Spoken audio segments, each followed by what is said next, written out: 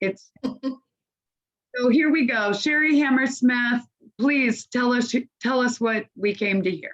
Thank you. I did not plan to end it this way. I love you, Mom and Dad. Scott James Hammersmith. In 2006, my family endured the most painful event of our lives, death. Death of a son, a brother, a friend, a grandson, a 16-year-old boy on April 6, 2006. My son Scott completed suicide on April 6, 2006. He was an honor roll student, active in baseball and basketball, and just an all-around great kid. A kid that any parent would have loved to have had, but he had a secret. It taunted him daily, told him he didn't try hard enough, told him he was broken and unfixable, told him lies, and told him there was no hope.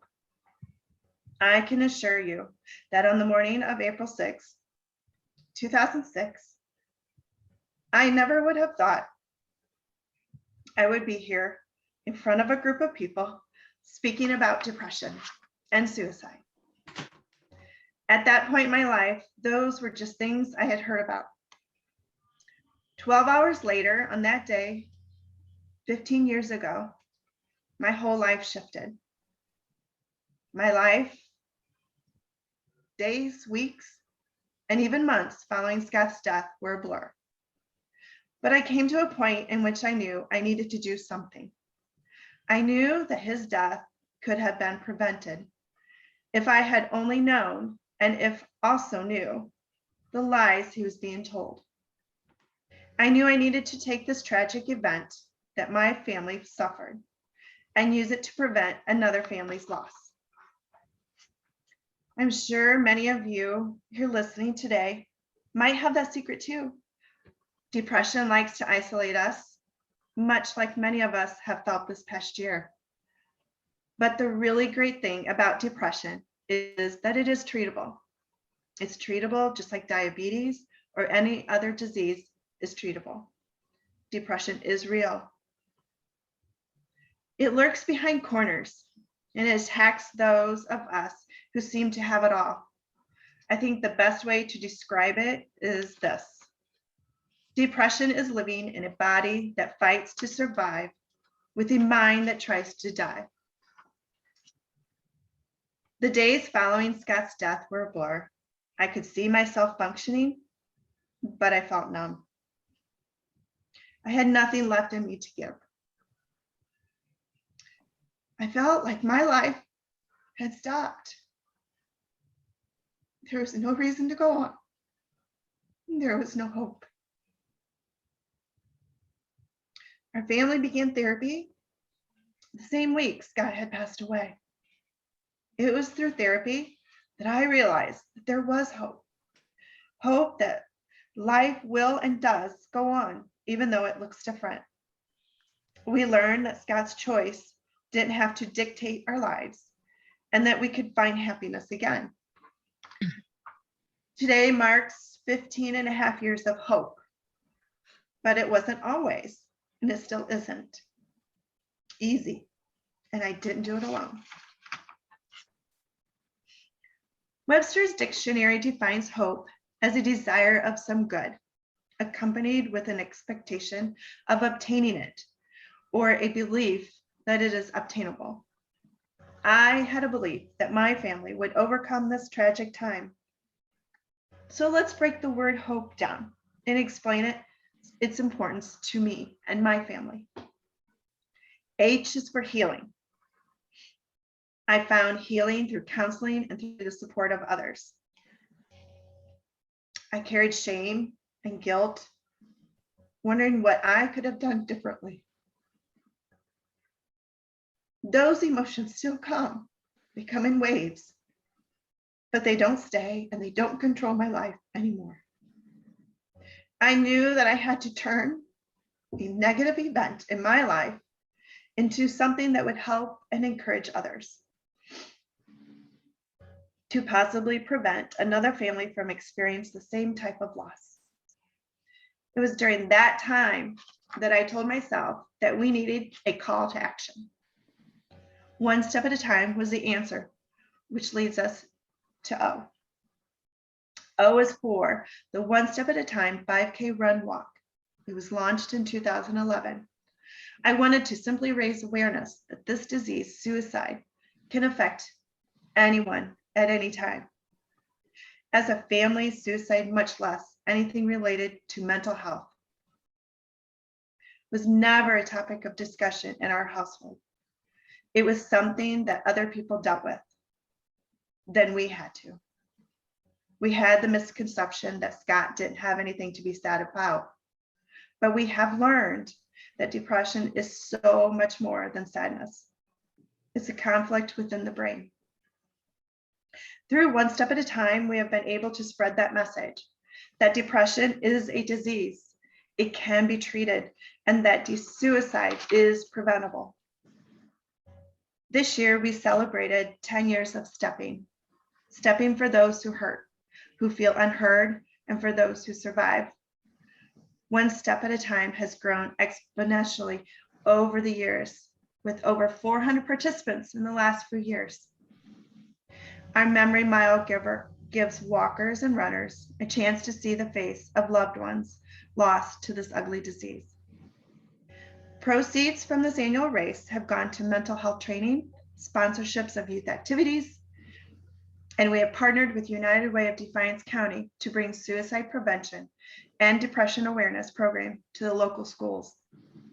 Our hope through One Step at a Time is that we encourage participants to step up, speak out about mental health, and the importance of breaking that stigma. We come to P.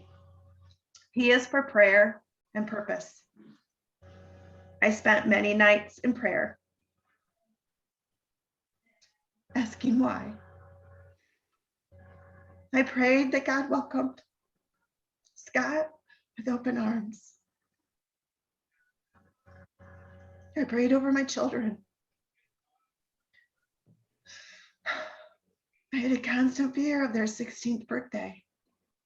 I begged God to spare their lives. I prayed for my marriage. I prayed for understanding of why this was happening to us.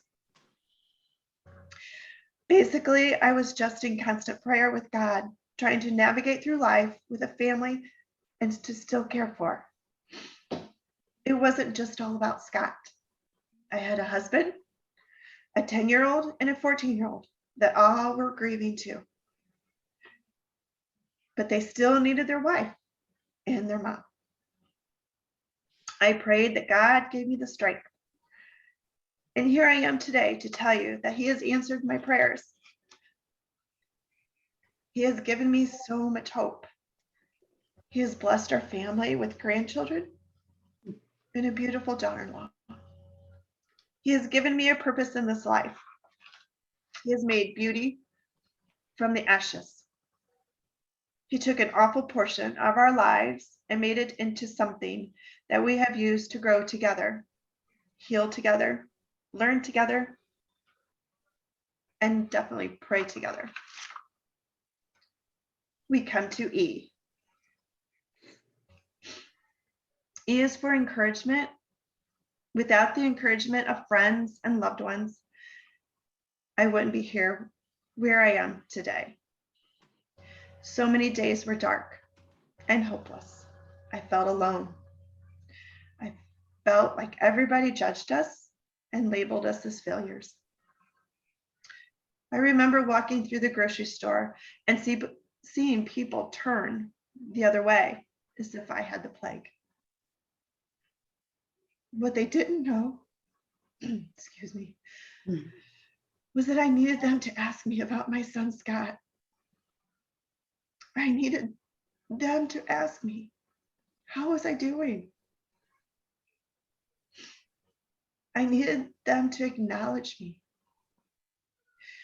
But I also remember others who never turned their back, who were always there, encouraged me to continue fighting. After all, like I said before, I had a husband and 2 other children to care for. Don't get me wrong, it was never easy. It surely was a fight. But again, here I am today to tell you that without my village and God, I wouldn't be able to share with you my family's outcome. I can remember Stephen expressing, at the point, I wanted my children. I wanted my children with me all the time, to protect them. And Stephen was at that teenage years and never home and busy with sports and friends, and his, social little butterfly. I can remember asking him, why are you not home? Why are you never home? Why do you not want to be home? Why? And he said, Mom, why would I want to be home when all you do is cry? And Dad just yells. Yeah. His encouragement woke me up. It's encouragement, something that we needed. It has helped me so much over the last 15 years. And that is why I'm so passionate about spreading hope and encouragement to others. A positive word, a kind note in the mail, a gentle pat on the back.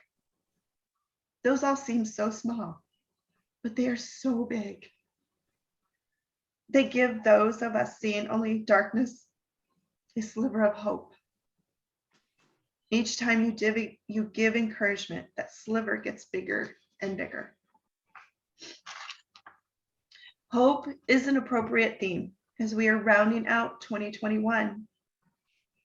Let's move forward into 2022 with the hope and desire for a positive change in our world.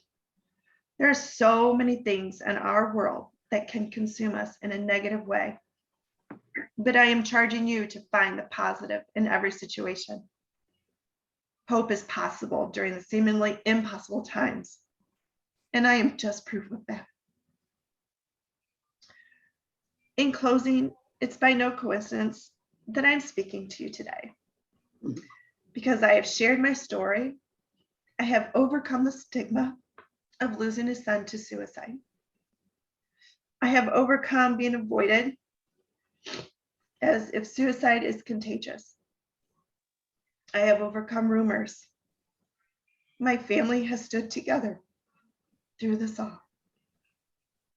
Starting counseling just 8 days after Scott's death, because of all of that, more people have connected and have seen that we are survivors.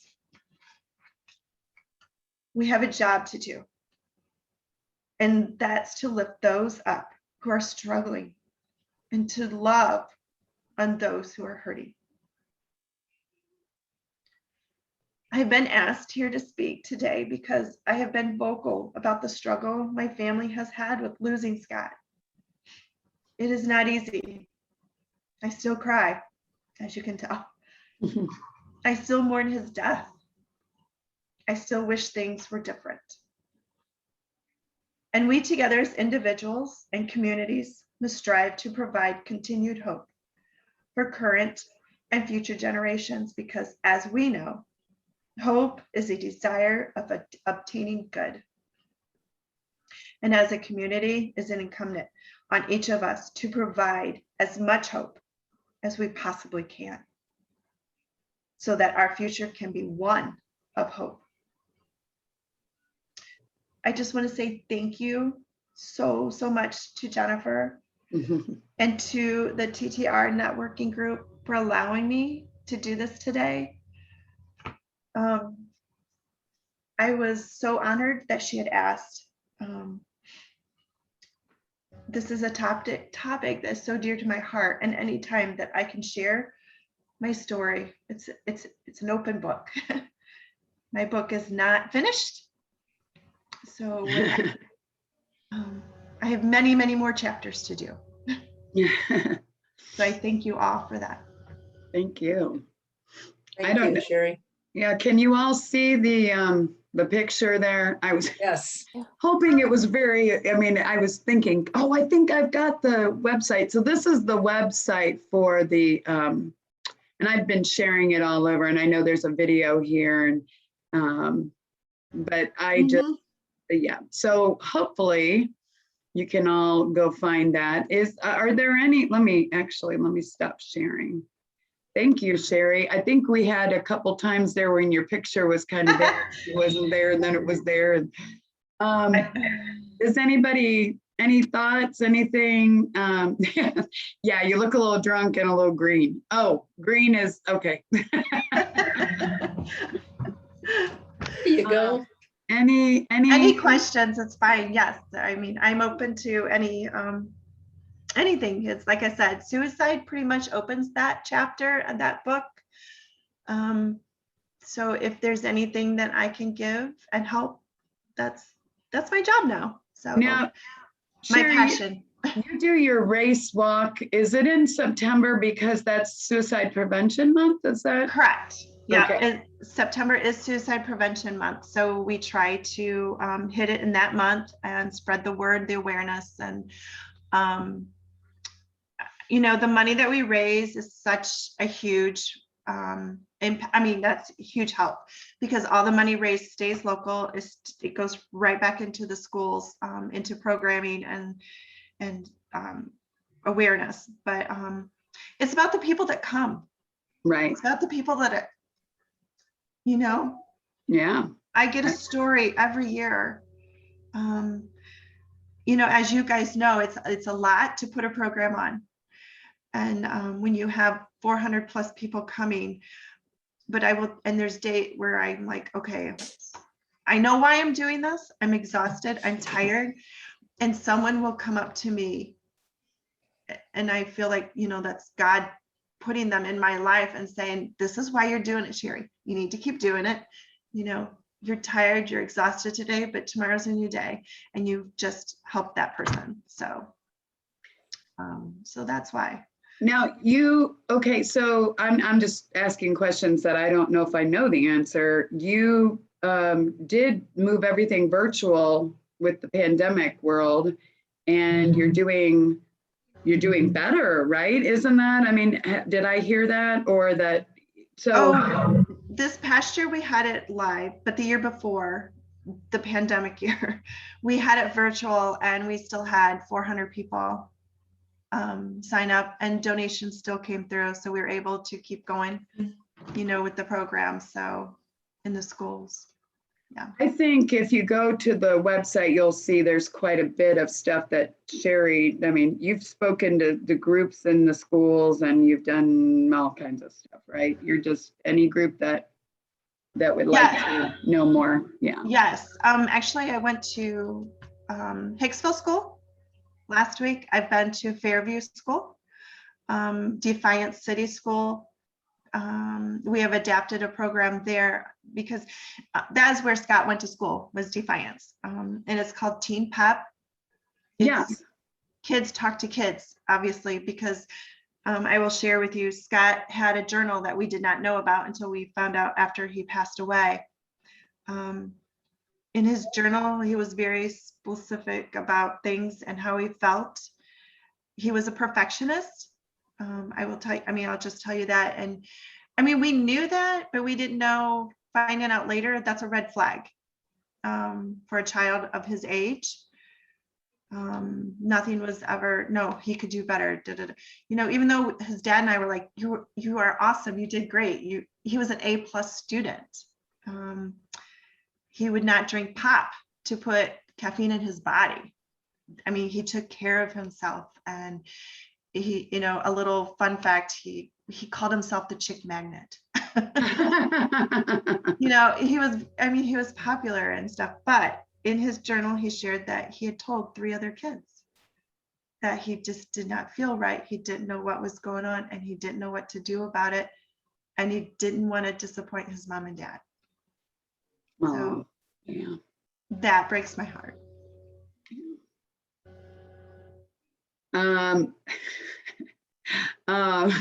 People are texting me, quit it, Philip Johnson, crazy man. You just said something, we have been part of the event for the last, I'd say, what, 6, 7 years? Yeah. Something like that. And it's something like that, right? Yeah, at least. But you've been doing the stepping for 10 years. So, Right. yeah, and it's, so I guess today's program, I did not realize until I heard Sherri share her story a couple of weeks ago, as I said, I didn't realize I don't think I've ever asked her about Scott, you know? We are very fortunate because Stephen is a wonderful father, takes very good care of our grandchildren and treats our daughter very well. And we're happy about that. So we've never really had that time to share, to talk, but I don't know, suicide has to open a whole new, the stigma. I think until you brought that up, I don't think I would even have thought about it. But I think if I ran into somebody that I knew, and I've not known that many people that have been, directly connected to somebody. But I guess your instinct would be that they don't want to talk about it. But you're basically saying you do want to talk about it, or you want to talk about him.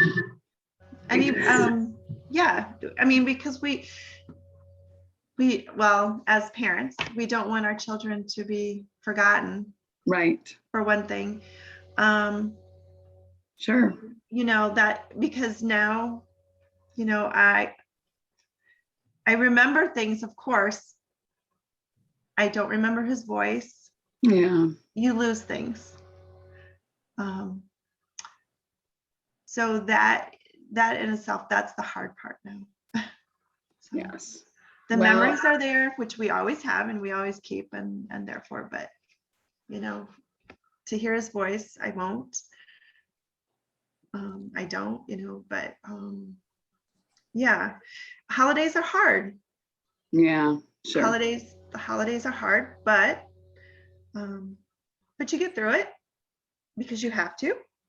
And Sherri makes the most awesome cookies. We've got a whole thing of cookies out there that she individually decorated and wrapped. And I think Philip's been finishing them off one at a time as every time I go out there, there's less in the container than there were before. So, but we just thank you. I guess I would, I know Bryn, I know Dawn, and I know we have we have one of the things with TTR, we have nonprofit. That's one of the things we do try to do as groups, give back, but also we do have some nonprofits that are members of our network, and it is a dear, and Dawn is actually in charge of our TTR cares. So I don't know, Dawn, I know you're eating lunch or doing a late lunch or whatever, but I would definitely, I would love to be able to, to help Sherri in any way. I know that the money basically stays local there, but I think that it's so much of a universal thing. You know what I mean? Definitely, yeah. And while the fundraising and the monies might stay local, the theme is something that needs to be and can be shared to a much wider audience. Right. And that's something that we would welcome to be a part of. So I'd love to talk more about the fundraising walk and what's involved with the organization. And just like Angie and her interest in doing a fundraiser specifically for this organization. Yeah, I think that would be an excellent idea to pick up and move forward with. I thank you. Thank you so much. I think people, like I get notified of the stats and stuff around in our county and stuff. We have had 4 suicides in the last 6 weeks in the county. Wow. Which is huge. So it doesn't go away. It's everywhere. Whether you want to believe that or not, I mean, it's hard. That's hard. Mm-hmm. Suicide is the most ugliest word you will ever hear. Yeah. But we got to keep trying. We got to keep helping. We got to keep moving forward. So, Sherri, I'm going to ask a really awful question, but I'm going to do it. No, that's okay. No, I'm really going to ask an awful question. Because I've always thought that when somebody commits suicide, I would be so angry. So have you spent a lot of time being angry? Oh, Is that a big yes. part of it? I mean, being Yes. angry, even though you've lost this lovely, wonderful child, did you spend time being really angry at him? Oh, yes. You go through the cycle of being angry, you sad, the Yes. grief. It cycles through, and I will tell you, 15 years later, it still cycles through. Sure. A couple weeks ago, I had one of those days, Yeah. getting ready for the holidays and things that trigger it. Did I want to get out of bed? No. And then after that, I was mad. I was mad. Why did you take this away from me? Why did you? And that's the selfish part of being a mom. And I wanted him here. I wanted him to work through the issues and whatever, So yes, I'm angry that he did not ask for help. Right. I'm angry at the 3 kids. And I will tell you that I'm honest. I'm honest about all of my feelings. The 3 students that he shared his story with, or not story, but saying, I didn't know what's going on. I don't understand how I'm feeling. So I feel like my job when I go into the schools is to tell these kids, you've got to speak up. Mhm. You've got to tell someone you trust, and someone that's going to do something about it. That kind of thing, because that is a secret that should not be kept. And they kept Scott's secret very well, so, but it, like I said, it comes in waves, and then I'm okay. Yeah. I get up, I do what I need to do and take care of my family and go to work and, and function. But yeah, I do. And that's probably one of my biggest stories when I go into the schools is you need to talk. You need to share that secret, because here Scott's friends are living without his friend, Right.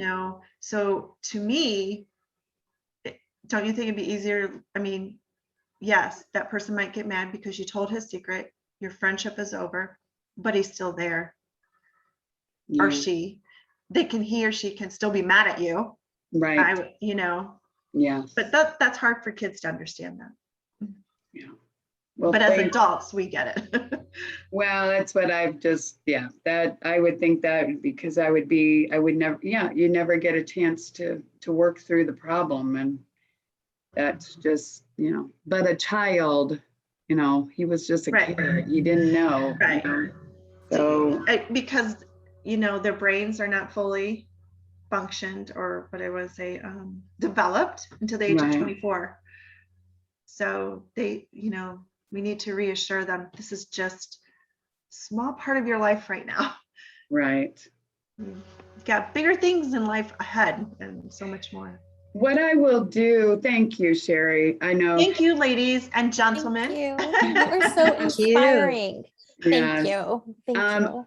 Thank you. I will leave it at what I will do is I will connect, or I will have Sherri's contact information in a follow-up email that, and then Dawn, the reason I said something about Bryn, I know Bryn's awesome, but Bryn also has her own, she did have her own nonprofit, and I'm not sure exactly what, I can't remember. So what was the, so I still have it. I haven't dissolved the nonprofit, and it's not. Okay. I just took last year off. Okay. I just didn't want to be planting seeds. I appreciate you even saying anything, but mine was for adoption awareness, foster care, and children, just kind of giving them resources. But it's a lot to do. Yeah, no kidding. Well, and I guess that's what I would leave you with, Sherri, is a lot of that are, in our network, a lot of the people they're philanthropically, they lean that way. I don't know if that makes sense, but that is, I've had a lot of our members say, I really like the networking, but one of the things that really drew me to it was, excuse me, the fact that you give back to nonprofits. And when we were all meeting locally, it was local nonprofits, but since the virtual world, there's just, and Dawn is in charge of our TTR Cares element. So our it became something really in the middle of 20 or the end of 20, somewhere in there with all. It was actually around summer of 20, around June, July, of 2020. So much going on in the world and the pandemic, just in. Yes, definitely. Yeah, and Dawn asked me, don't you think we should do something? And I'm like, yeah, but I don't want to, I didn't want that.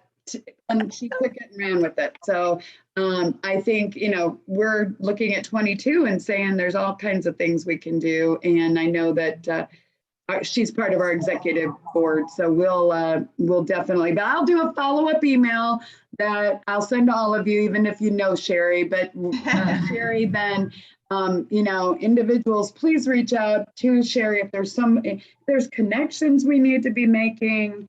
I think we're going to have her back sometime. The holidays are a busy time, but when I heard the message of hope that she shared with you, I was like, this is just too good. And I told Nicole, we got to get it. And then we did. So thank you very much, Sherri, for doing that.